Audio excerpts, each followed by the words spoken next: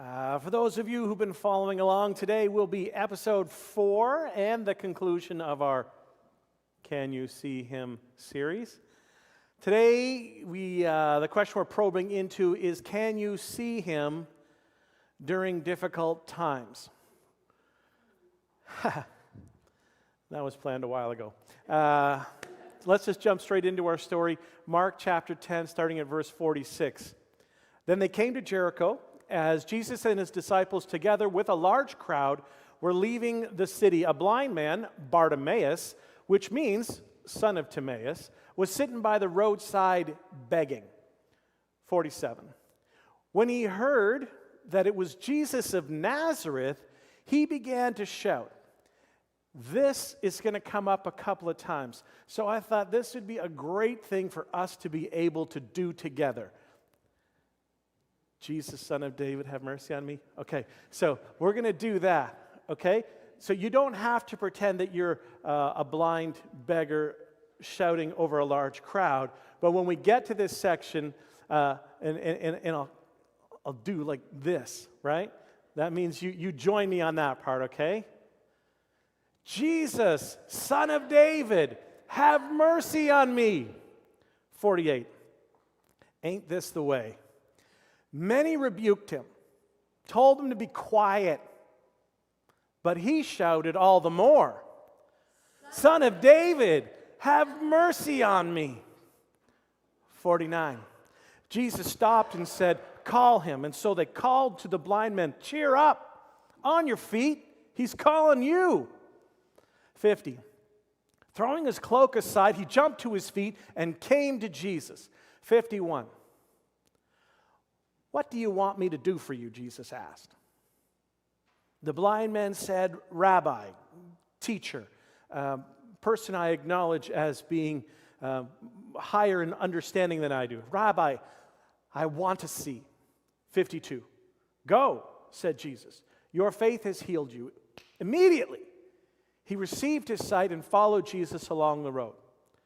So this man, no doubt about it, he was going through a difficult time, and it was a long, difficult time. He was a blind man, had no sight, and normally that's directly tied to being blind is being poor.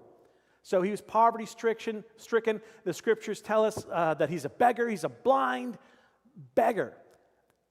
And it doesn't matter what kind of, whether you measure in metric or imperial, regardless of the metric that you're measuring this qualifies as a difficult time. Difficult, challenging season that he's going through. And so, for many of you today, there are those of you who are going through difficult seasons and all that's going on in the economy, people losing their jobs, people paying more for food, and some of you today are struggling maybe with the marriage situation you're in, or with a child that seems to have kind of gone wayward, and maybe it's physical sickness or the grief of death, maybe it's depression that you're dealing with, maybe it's a financial situation. And right now, as you are sitting here, you are struggling and you are hurting. I don't know if I should have come at all. You are going through a difficult season in life. And today we're going to learn some things from our teacher, blind Bartimaeus. He gives us some valuable lessons on how to see Jesus during a difficult season. So you could write out a list if you want to. 5 lessons from a blind beggar. They're on our website as well if you wanted to follow along with the notes there. So when you're going through a difficult season, how should you respond? How can you react so that in the middle of your difficult season you can still see Jesus? Number 1, don't wait for perfect conditions. Verse 46. Then they came to Jericho, and as Jesus and his disciples, together with a large crowd, were leaving the city, a blind man, Bartimaeus, which now you know means son of Timaeus, was sitting by the roadside begging. Now, they're leaving there's a large crowd leaving the city.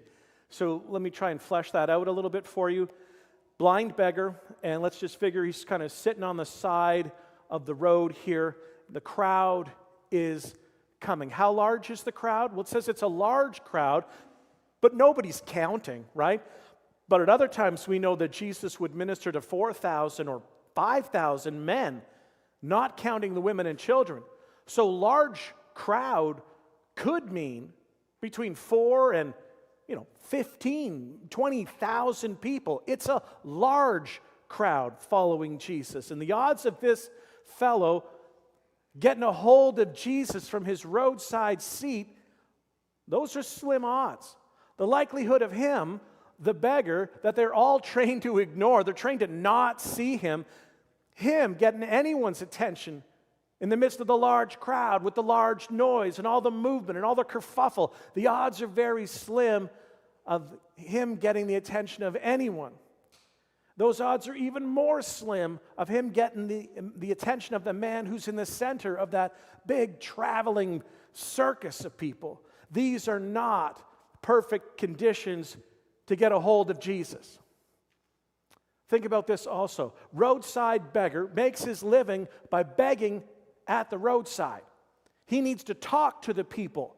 When he hears lots of people coming, his first thought has got to be, oh man, this is my big day.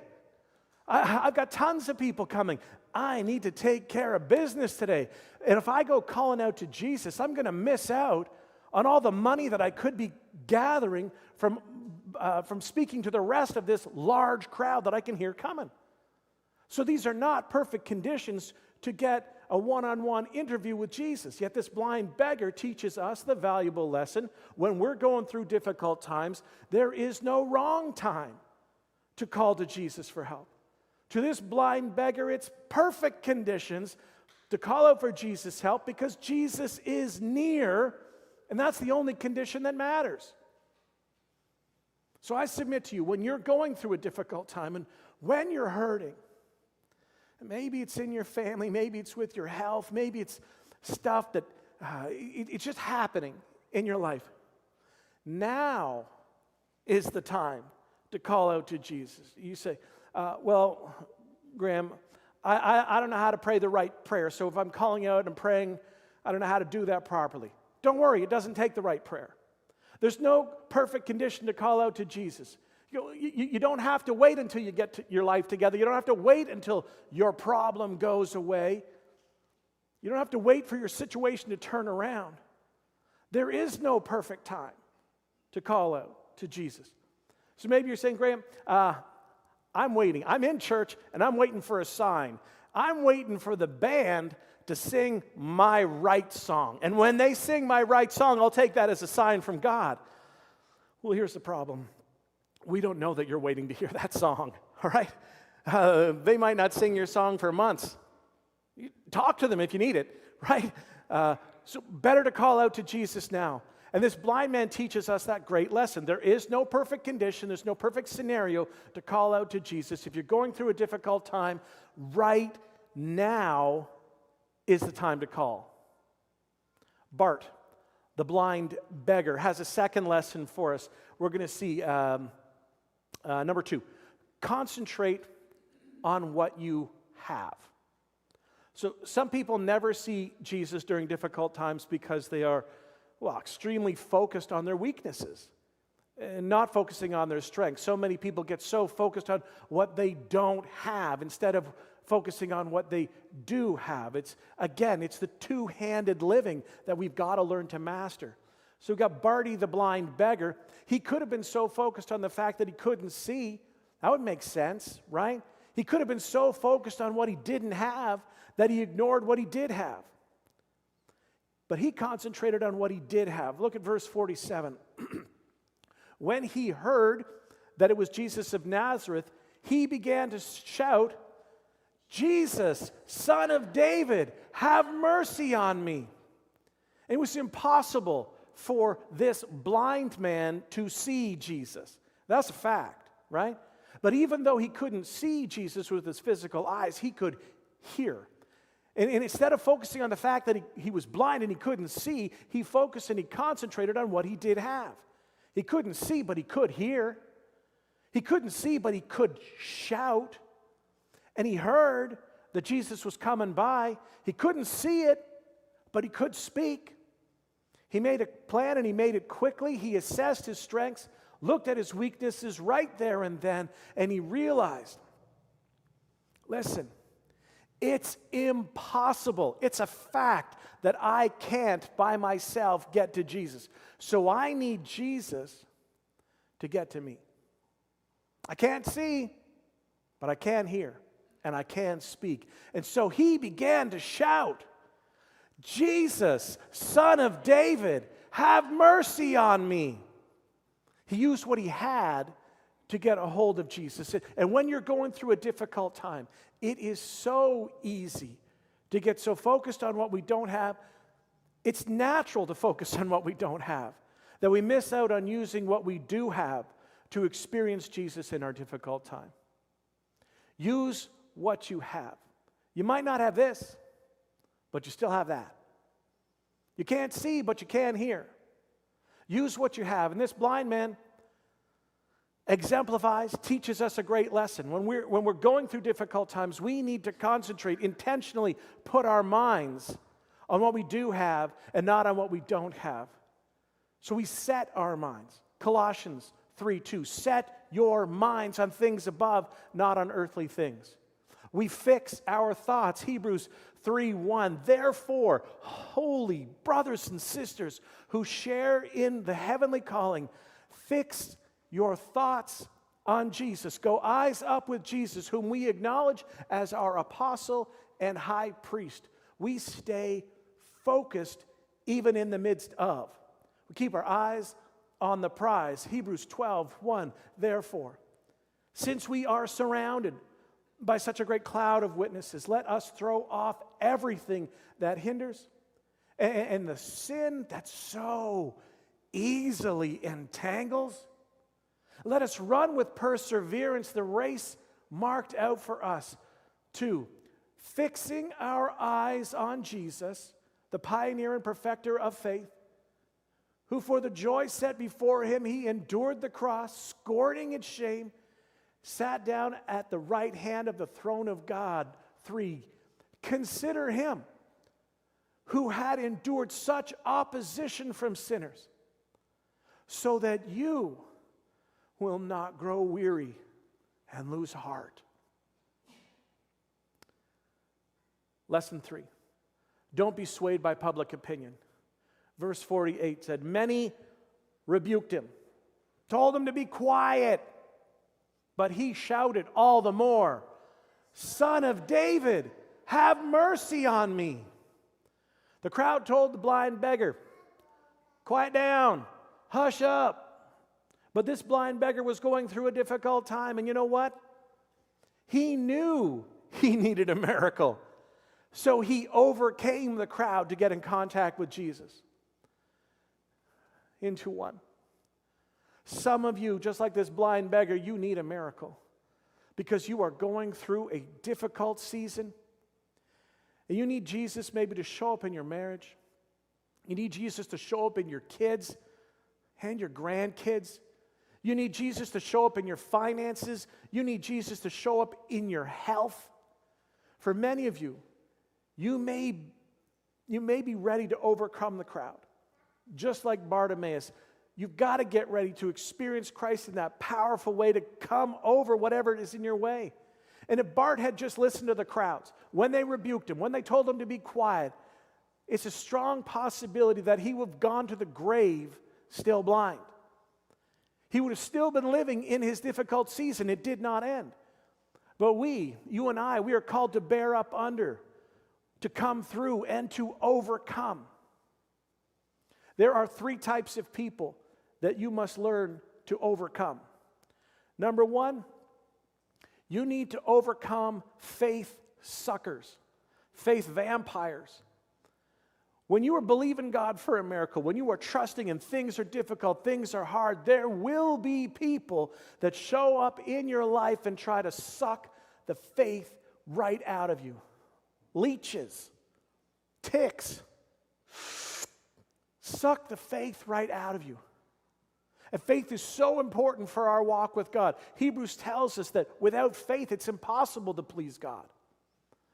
We're called to be people of faith. And yet, when we go through a difficult time, there probably will be people that are going to tell us to hush up, like they told this blind man to be quiet. Hold your peace. They were rebuking, sucking the faith right out of him. Now, this glass represents you, and the liquid inside is your faith. What happens is this. You're going through a difficult time. It's happening. You can't deny it. It's all around you. It's kind of all that you see. And there will be people who show up in your life, and they suck the faith right out of you. Your marriage has been bad for years. Why are you believing God now? Your marriage is never going to get any better. And they will suck the faith. Your kids have always been hellions. There's no hope for them. Why are you still praying for them? Man, I know you go to church, but it's time to start using your brain. And there will be people who suck the faith right out of you. And you've got to learn to overcome faith suckers, just like blind Bartimaeus, so that you can receive from God, you can still connect with God, even though you're in the middle of a difficult season. Second group of people that you must learn to overcome: faith intimidators. There are certain people who can intimidate you when you believe in God to show up in your difficult season. And this blind man on the side of the road, just try to get yourself there with him, okay? He's blind, can't see, could hear. Here's as a large crowd coming towards him, right towards him, can't avoid them. They begin to rebuke him, and they try to put him in his place, and his place is out of their way. They begin to tell him to be quiet. Now, can you imagine how intimidating that would be? You're one guy on the side of the road. You're blind, you can't see them, but it's a large crowd coming about you, telling you to be quiet. You're sitting there all by yourself, trying to call out to Jesus. You're saying, Jesus, Son of David, have mercy on me. And there's this large group of people that you can't even see, and they're rebuking you, and it feels like they're kind of all around you, telling you to be quiet. And you go, hey, Jesus is too busy for you. How intimidating. But not only that, but this blind man, again, made that living from begging. And now he's upsetting the very people who pay his bills. He's irritating, he's angering the very people who put the food in his stomach. How intimidating would it be? Because he's there all by himself. Nobody's supporting him. Nobody's cheering him on. He's going through a difficult season. He's isolated. He's all by himself, and nobody will support him. Matter of fact, not only are they not supporting him, they're rebuking him. That is intimidating. And some of you are going through that same isolated, lonely season, and it just keeps going on. Many of you have been in the business of long-term care of a parent or a spouse or a loved one. Caregiver fatigue is a real thing. But you feel like you're all by yourself and you just feel alone, and maybe somebody comes along, or maybe the thoughts just come into your head. Just leave them and go get free for yourself. Just walk away. People are trying to suck your faith and intimidate you to quit believing in God, quit believing that He's faithful. How difficult it would be when people are intimidating you, and you have to stand up for God all by yourself, and you keep trusting, you keep obeying, you keep being faithful. There's a third group of people that you got to overcome. These are the faith mockers. When you're believing in God, you're living a life of faith. It's a difficult season. It can be very, embarrassing, right? So just picture Bartimaeus. He's shouting out to Jesus, and nothing's happening. I mean, nothing, right? The crowd comes over there telling him to keep quiet. That's embarrassing. You believe in God, right? But you're blind because of your own sins, Bartimaeus. Your blindness is God's justice. That's what people believed. So they're looking at him going, as if God is going to help you. But he's saying, I believe my eyes are going to open up. I believe God's going to show up in my life. And people are mocking him, Come on, dude, quit all that. How embarrassing when you're saying that, when you're doing that and nothing's happening. And you're believing God, but there's no answer, there's no turnaround, there's no remedy. And the thing about faith is that living with faith can make you look awfully silly sometimes. You're believing for God for something that hasn't happened yet. And this blind man is believing God for his sight even though it hasn't happened yet. And that's often what faith looks like. When you are living by faith, oftentimes it will make you look silly. Like Noah, who's out there building an ark in his backyard. And everyone's coming along saying, Noah, dude, what are you building a big boat for? We're nowhere near the water. Abraham and Sarah, faith. God's going to let us have a baby at 100 years old. Are you out of your mind? Faith can make you look silly. And I'm here to tell you that people will try to suck the faith out of you. They will try to intimidate you. They will try to embarrass you. They'll try to mock your faith. Let's just be realistic here. And I'm here to tell you to keep believing God. Don't stop praying. Don't stop trusting. Don't let people talk you out of believing God and standing on His Word and praying and hoping. Don't give up. And that leads me to point number 4, our fourth lesson from a blind man. Jesus hears the cries of desperate people. Verse 49, Jesus stopped and said, "Call him." So they called to the blind man, "Cheer up, on your feet, he's calling you." This blind man is on the roadside, he's begging, and he hears Jesus coming by. And the scripture says, again, a large crowd. And we realize this large crowd, they're walking on the road. They're following Jesus. They're talking. They're carrying on conversations. No doubts the kids are probably out there running, playing around, calling out to mom and dad as they're walking along the road. Jesus is a popular figure. In our world, Jesus is a celebrity, right? This is excitement. Where he goes, there's something happening. This is the guy that's opening blind eyes and unstopping deaf ears. This is the guy, the Messiah maybe. He's feeding 5,000 people with a couple of fish and a loaf of bread or two. This guy is popular. People are excited to follow him. They want to be near him. They got to see it. They got to witness it. Maybe if I'm close, some of him will rub off on me. So the crowd is flocking around Jesus, and there's this lowly beggar sitting along the side of the road, and he's shouting through all the noise, through all the chaos, "Jesus, Son of David, have mercy on me." People tell him, "Hush up." All the racket, all the noise. And what amazes me is this, that as Jesus is walking along that road in a large crowd, he heard the cry of one desperate blind beggar. Jesus stopped the whole crowd for one blind beggar. Jesus hears the cries of desperate people. Through all the noise, through all the ruckus, he hears. He sees the tears that you cry in the middle of the night. He sees the pain that's in your heart.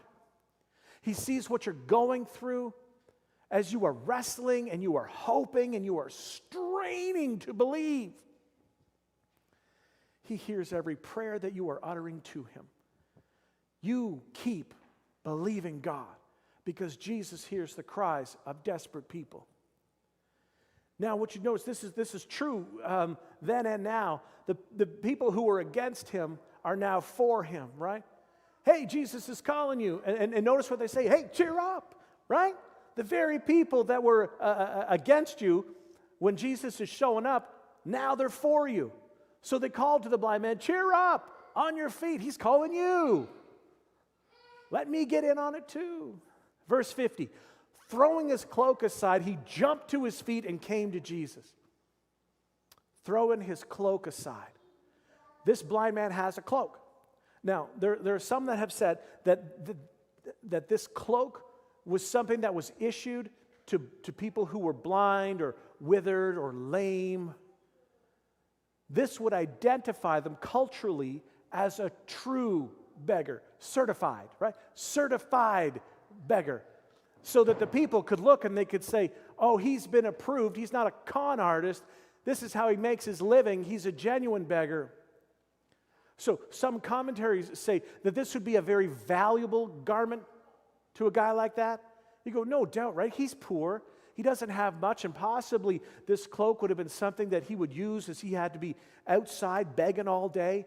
In the hot sun, he could use it to cover up his head so that the sun wouldn't beat down on him. When it's cold outside, he didn't have much, so he could use this cloak to cover himself up.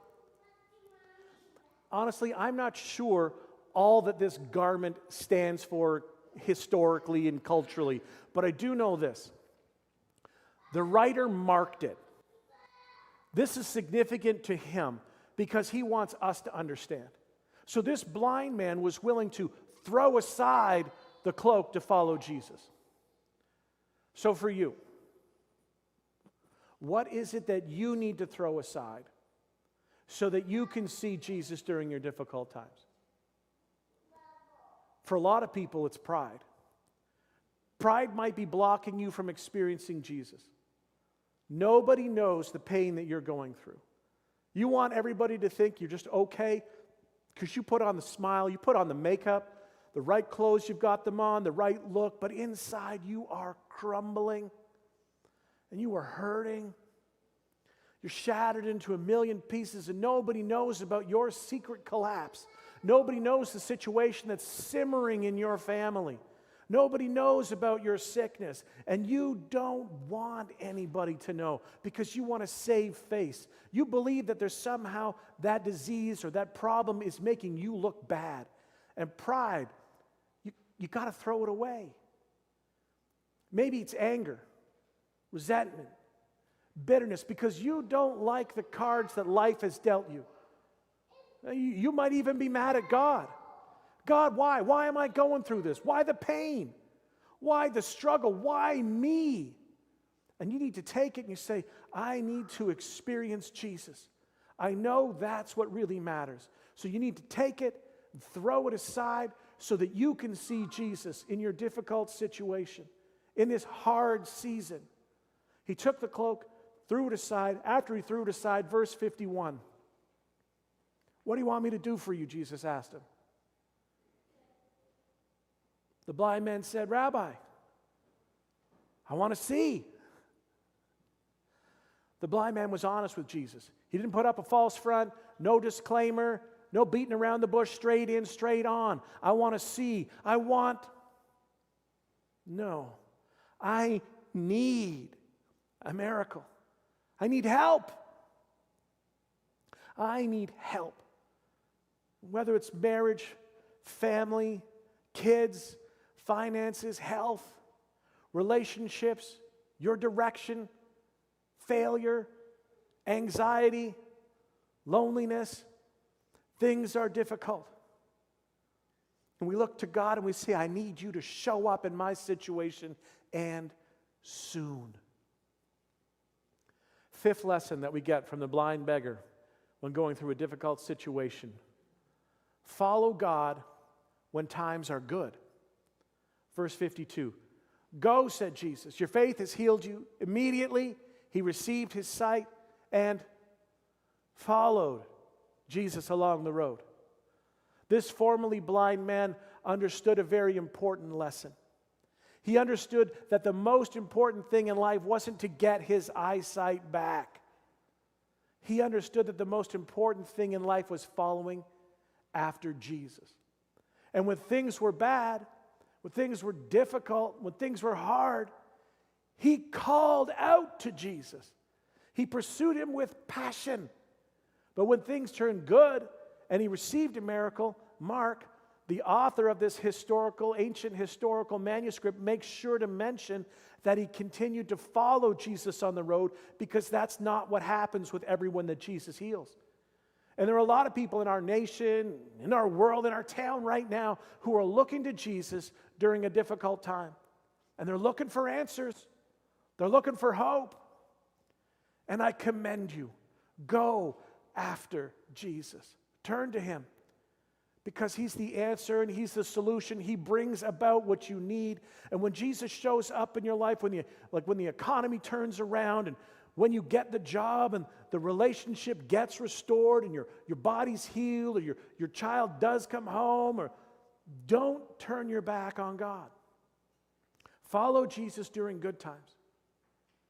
Follow Jesus during the bad times. Follow. A real follower of Christ, a committed follower of Christ, follows Jesus during the good and during the bad. Some of you may be all focused today. You know what you want. You want your freedom. You're pursuing money. You're pursuing power. You're pursuing everything else but Jesus Christ. Today's your day to follow after Jesus with your whole heart. Kind Father, thanks for your word. Thank you that in your presence there is freedom. There is hope. There is grace. There is all that we need. God, I pray that you would help us, meet us, as many are facing difficult seasons and trials. And God, I pray that you would be near. Yeah, come close. May we see you during difficult times. Let us learn the lessons from this blind beggar and apply them to our lives, to call out to you. Because there's no wrong time to call out. Lord, help us to concentrate on what we do have and not on what we don't have. Help us to overcome and not be swayed by the crowd, the voices that are around us, and by public opinion. And God, I pray today that you would work in our hearts, that we would follow you with everything that's inside of us. Thank you for being real, for wrapping your loving arms around us, and for comforting us during this difficult season that many are going through right now. And in Jesus' name I pray. Amen.